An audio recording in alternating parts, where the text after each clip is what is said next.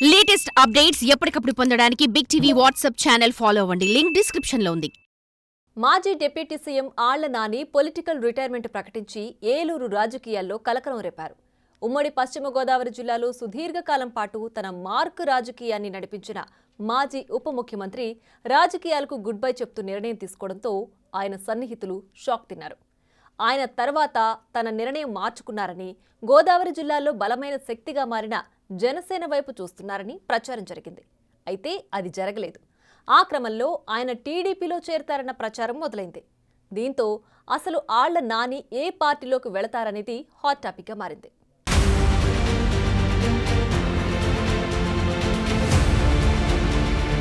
Eluru assembly నియోజకవర్గంలో స్వతంత్ర అభ్యర్థిగా కాగడా గుర్తుతో మొదలైన ఆళ్ల నాని రాజకీయ ప్రస్థానం మొన్నటి ఎన్నికల్లో పరాజయం తర్వాత ఇక ముగిసిందని అందరూ భావించారు. జగన్ ప్రభుత్వంలో డిప్యూటీ సీఎంగా వ్యవహరించిన ఆళ్ల నాని ఓటమి తరువాత రాజకీయ సన్యాసం తీసుకుంటున్నట్టు ప్రకటించి తన అనుచరులకు ఊహించని షాక్ ఇచ్చారు. ఏలూరు నియోజకవర్గంలో 7 సార్లు పోటీ చేసి 3 సార్లు గెలుపొందారు ఆళ్ల కాళీ కృష్ణ శ్రీనివాస్. వివాద రహితుడిగా తనకంటూ ప్రత్యేక గుర్తింపు తెచ్చుకున్నారు ఆళ్ల నాని. వైఎస్ కుటుంబానికి అత్యంత సన్నిహితుడుగా ఉంటూ వైఎస్ మరణానంతరం జగన్ వెంట నడిచారు.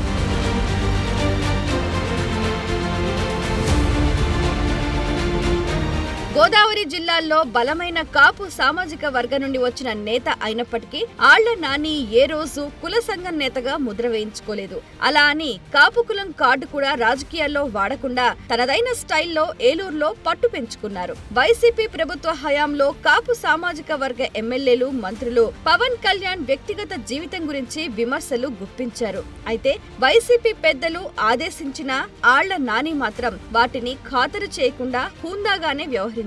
తక్కువగా మాట్లాడడం, అనవసర విషయాలపై స్పందించకపోవటం ఆళ్ల నాని నైజమని ఆయన సన్నిహితులు చెప్తూ ఉంటారు. 2024 ఎన్నికల్లో ఘోర ఓటమి తరువాత ఆళ్ల నాని ప్రత్యక్ష రాజకీయాలకు దూరంగా ఉంటారని ప్రకటించి ఎలాంటి రాజకీయ కార్యక్రమాల్లోనూ పాల్గొనలేదు.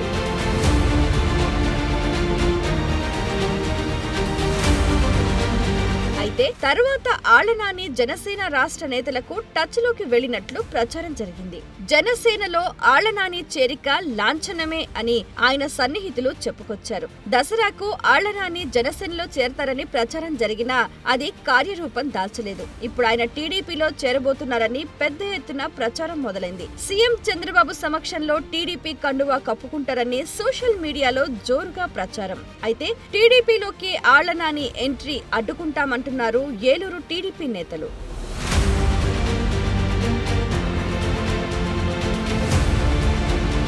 ఇప్పటికే ఏలూరు కార్పొరేషన్ మేయర్ తో సహా పలువురు వైసీపీ కార్పొరేటర్లు టీడీపీ తీర్థం పుచ్చుకున్నారు. ఆళ్ల నాని ఉప ముఖ్యమంత్రిగా ఉన్న సమయంలో టీడీపీ జనసేన క్యాడర్ ను తీవ్ర ఇబ్బందులకు గురిచేశారని కూటమి నాయకులు ఆరోపిస్తున్నారు. టీడీపీలో చేరాలంటూ ముందుగా ఏలూరు కూటమి నాయకులకు క్షమాపణ చెప్పాలని డిమాండ్ చేస్తున్నారట. ఆ క్రమంలో రాజకీయాలకు స్వస్తి పలికి కామన్ గా ఉంటున్న ఆళ్ల నాని పొలిటికల్ రీ ఎంట్రీపై పెద్ద చర్చే జరుగుతోంది.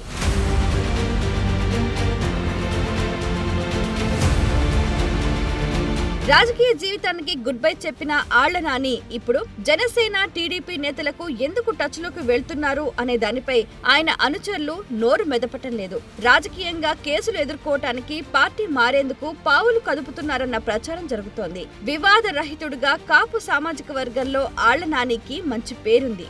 అయితే ఆళ్ల నాని టీడీపీలో చేరితే ఏలూరు టీడీపీ ఎమ్మెల్యే బడేటి చంటి అనుచరులకు, ఆళ్ల నాని అనుచరులకు నిత్యం పంచాయతీలు తప్పవన్న వాదన వినిపిస్తోంది.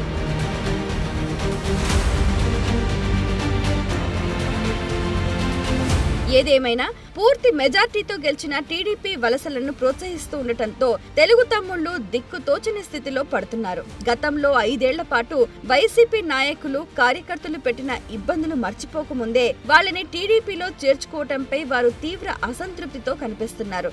ఏలూరు నియోజకవర్గంలో 30 ఏళ్లుగా టీడీపీకి బలమైన ప్రత్యర్థిగా కొనసాగారు ఆళ్ల నాని. ఇప్పటికే వైసీపీ కార్పొరేటర్ల చేరికతో ఎవరు ఏ పార్టీయో అర్థం కావటం లేదని ఏలూరు తమ్ముళ్లు వాపోతున్నారు. మరి ఆళ్ల నాని కూడా వచ్చి చేరితే వారి రియాక్షన్ ఎలా ఉంటుందో చూడాలి.